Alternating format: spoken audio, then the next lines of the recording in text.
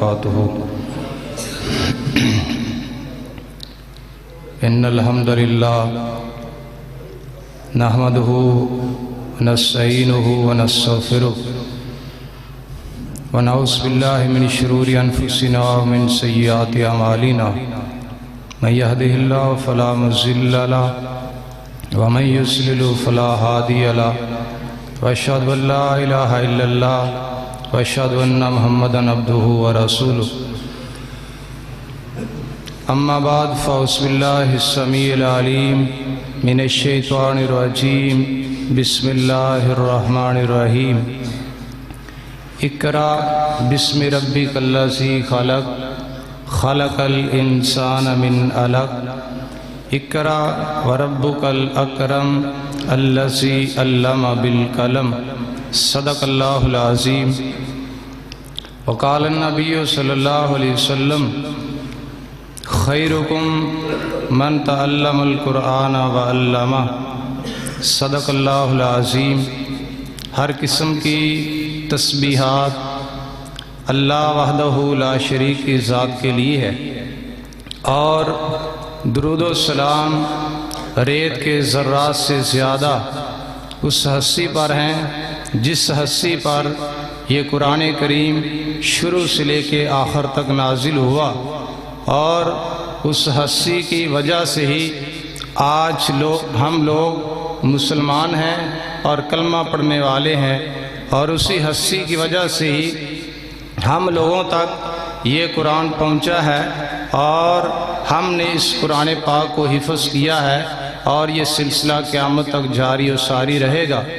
دعا ہے کہ اللہ تعالیٰ اس قرآن کو اور اہل قرآن کو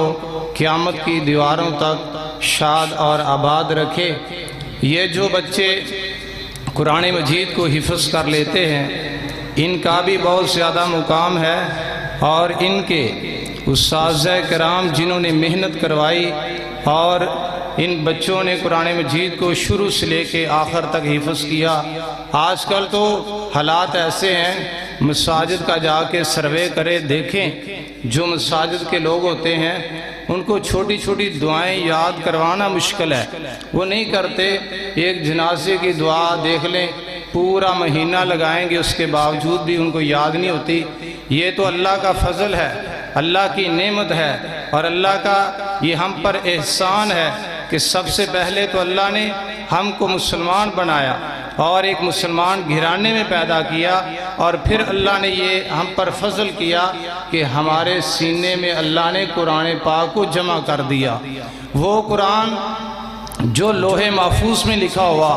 وہ قرآن مجید جس کو جبریل لے کر آئے، وہ قرآن مجید جس کو سب سے پہلے غار حرا میں نبی علیہ السلام کے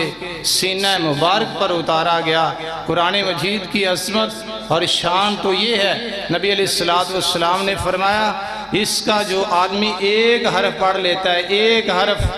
اس کو 10 نیکیاں نقد مل جاتی ہیں۔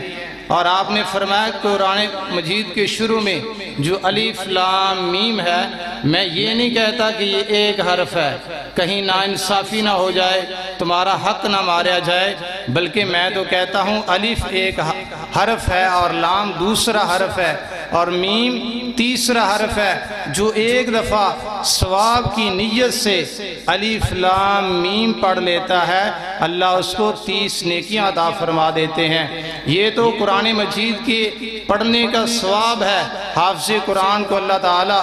قیامت والے دن فرمائیں گے، اے حافظ قرآن، آج اللہ کے دربار میں جب پہلی امتیں بھی موجود ہوگی،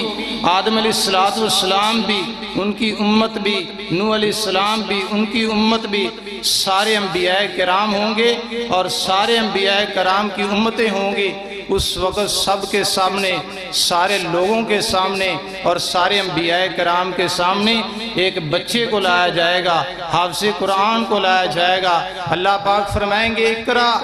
آج بھی پڑھیے۔ وہی لفظ اللہ پاک فرمائیں گے جو پہلی وحی میں اللہ پاک نے فرمایا اقرا پڑھیے، وہی لفظ اللہ قیامت کے دن حافظ قرآن کو کہیں گے پڑھو، اور پڑھتا جا اور جنت کی سیڑھیاں چڑھتا جا۔ جہاں پہ جا کے والناس کی سین آئے گی وہاں تیرا آخری مقام ہوگا۔ یہ پڑھے گا سارا جہان سنے گا، 50,000 سال کا دن ہوگا، اس وقت حافظ قرآن کی آواز گونجے گی اور سننے والے سنیں گے۔ اور یہیں پہ بس نہیں، یہ حافظ قرآن کے ماں باپ کو ایک ایسا نورانی تاج پہنایا جائے گا جس کی چمک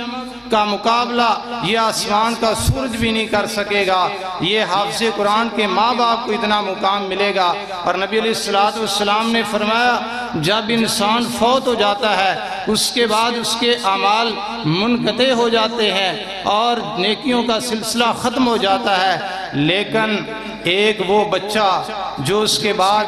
اس کے لیے دعا کرتا ہے، حافظ قرآن بچہ چھوڑ کے گیا ہے، وہ نماز پڑھتا ہے اور نہ بھی دعا کرے، ایٹومیٹک اس کی زبان سے یہ دعا ہو جاتی ہے جب وہ نماز پڑھتا ہے، رب اجعلنی مقیم الصلاۃ ومن ذریتی ربنا وتقبل دعا ربنا اغفر لی ولوالدی۔ یہ کون کہے گا؟ جو نماز پڑھنے والا ہوگا، جس کی یہ تربیت ہوگی، اس کے ماں باپ کو بھی نورانی تاج پہنایا جائے گا۔ یہ مقام ہے حافظ قرآن کا اور حافظ قرآن کے ماں باپ کا، اس کے خاندان والوں کا اور اس کی برادری کا، اس کے کنبے کا، یہ تمام لوگوں کا اتنا مقام ہوگا ایک قرآن کی وجہ سے۔ بلکہ امام ترمذی رحمہ اللہ نے ایک حدیث کتاب الابواب الجنائز میں یہ بیان کی ہے، نبی علیہ السلام تشریف رکھیں، اہلا و سہلا و مرحبا۔ امام ترمذی رحمہ اللہ نے ایک حدیث بیان کی کہ نبی علیہ السلام ایک جنازہ آپ نے پڑھایا اور رات کا ٹائم تھا، آپ چراغ لے کے آپ تشریف لے گئے اور پوری زندگی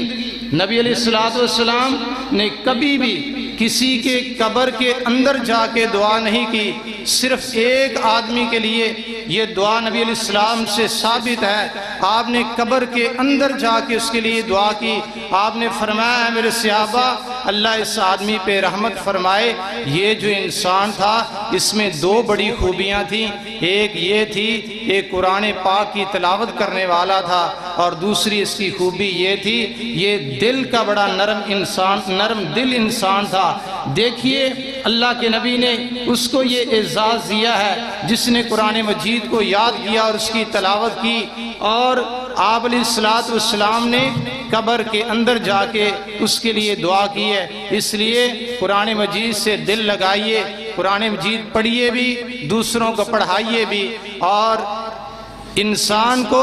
3 حالتوں میں ساری زندگی گزارنی چاہیے، یا عالم بن کے رہو، یا متعلم بن کے رہو، سیکھنے والے بن جاؤ یا سکھانے والے بن جاؤ، یا پھر یہ دونوں کام نہیں کر سکتے، نہ سیکھ سکتے ہو نہ سکھا سکتے ہو، پھر تیسرا درجہ ہے تم ان دونوں کے خادم بن کے زندگی گزارو، ان کی خدمت کرنے والے بن کے زندگی گزارو، یا سیکھنے والے کی خدمت کرو یا سکھانے والے کی خدمت کرو۔ یہ 3 حالتوں میں انسان کو زندہ رہنا چاہیے۔ اللہ سے دعا ہے کہ جس بچے نے آج قرآن مجید حفظ کیا ہے، ابھی سبق سنانے والا ہے، آپ سنیں گے، اللہ تعالیٰ اس بچے کو، اس کو بھی اللہ تعالیٰ آخرت کی اور دنیا کی بلائیاں نصیب فرمائے، اور اس کے ماں باپ کو اللہ دنیا میں بھی اور آخرت میں بھی جزائے کثیر اور جزائے جزیل عطا فرمائے۔ اللہ سے دعا ہے کہ اللہ تعالی ہم سب کا حامی و ناصر ہو۔ وآخر دعوانا ان الحمدللہ رب العالمین۔